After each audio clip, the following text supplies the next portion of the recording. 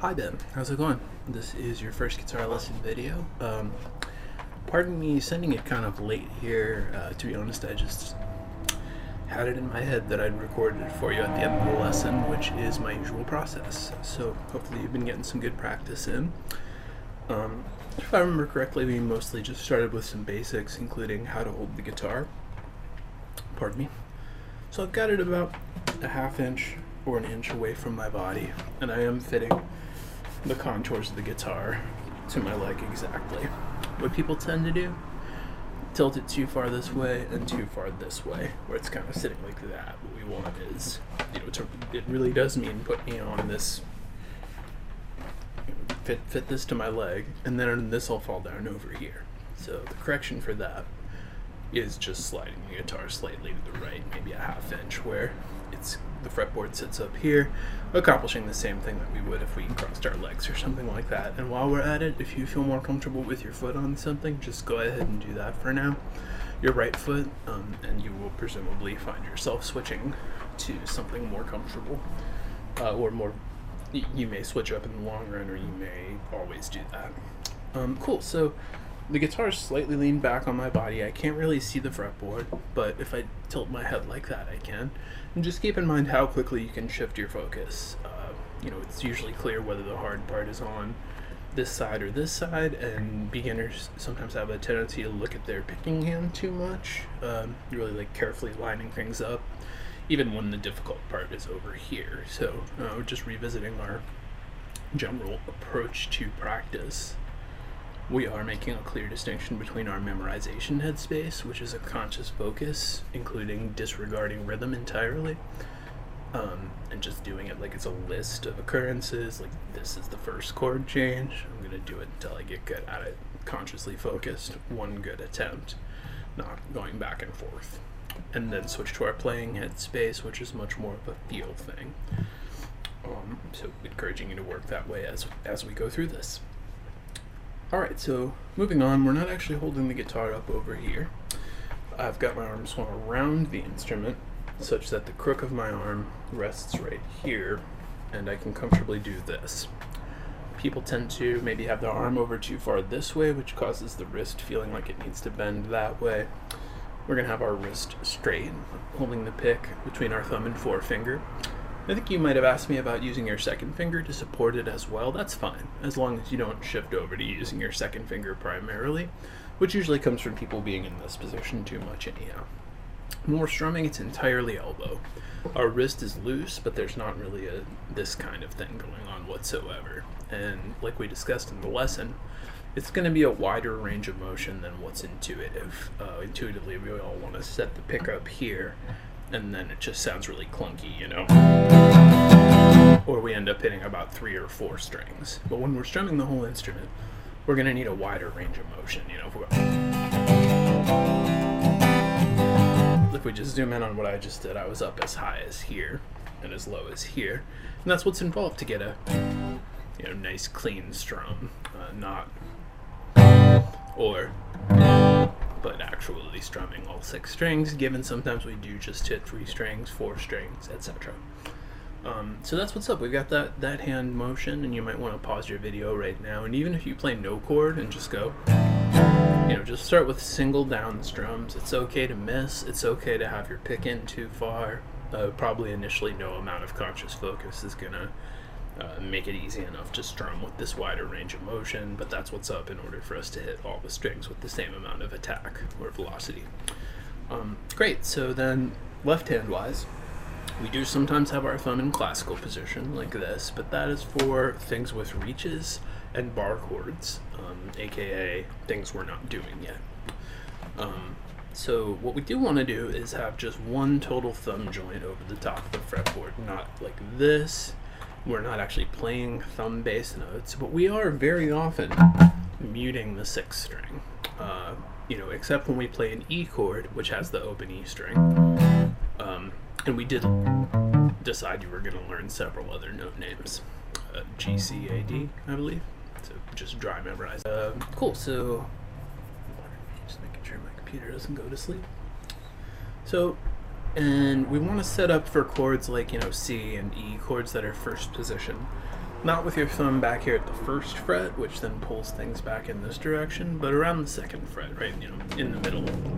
Then our hands in each position. If you're having a hard time with that, if you find yourself like this, you could move everything but your thumb back. If you played C 1 fret too high and then moved it back, you might find yourself in good position. But just set up there, my thumb's flush against the fretboard, and I'm actually, I have this much of my hand out in front of the instrument.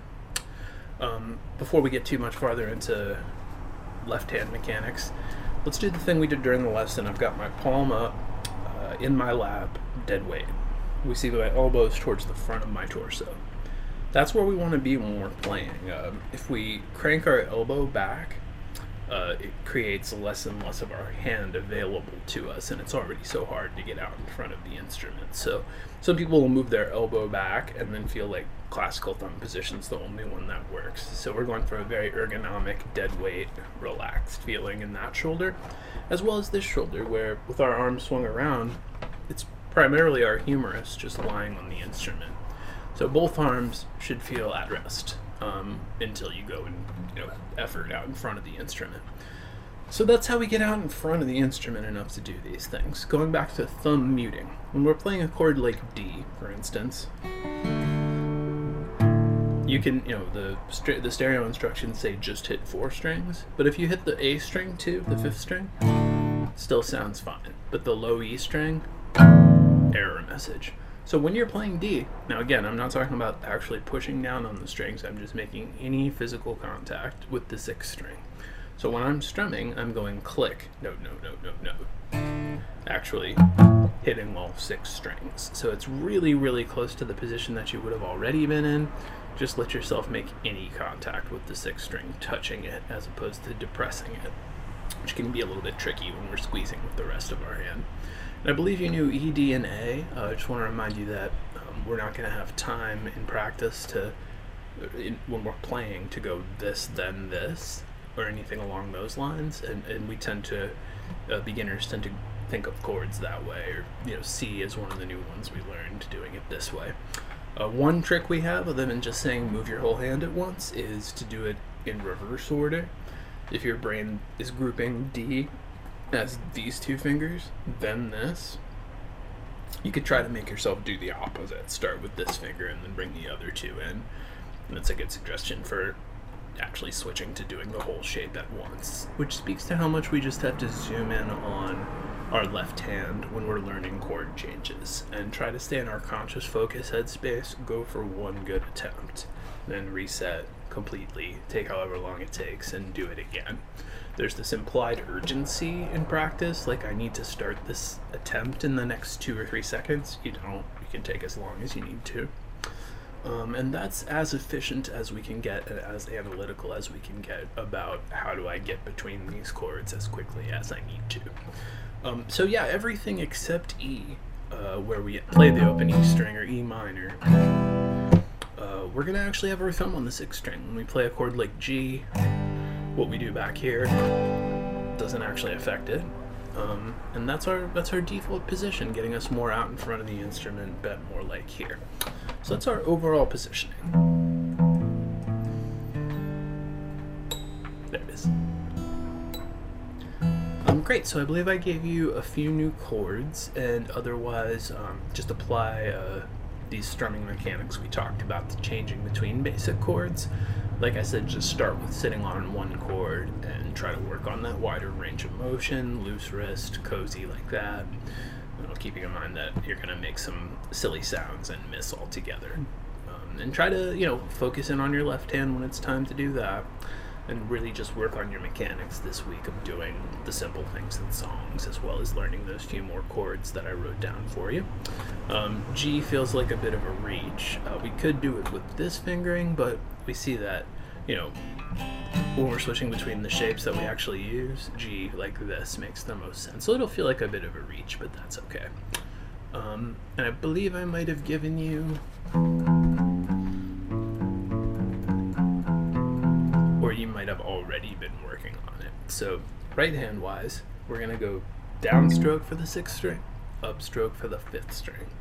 So first of all, when we go, that includes going not like that. You know, if I'm going back and forth between two notes on guitar, I'm just moving one finger, because we do things like pull-offs and hammer-ons quite a bit, and that's just how guitar goes, like that, not... and if it felt like that was the thing to do, it's a finger strength thing as well as the angle of the guitar. So a reminder, we want your thumb about, you know, at the 2nd fret. Now we are not touching the bass string. And there we go, so no seesaw. You could even leave out the first 2 notes and just work on going.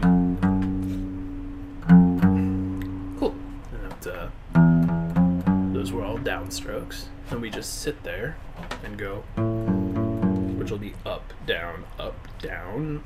There we see if we were going back and forth between the 2 strings, it would be down, up, down, up, down, up. This song's slow enough where we could do it all with downstrokes, but that's us. So down, down, down, down, up, down, up, down.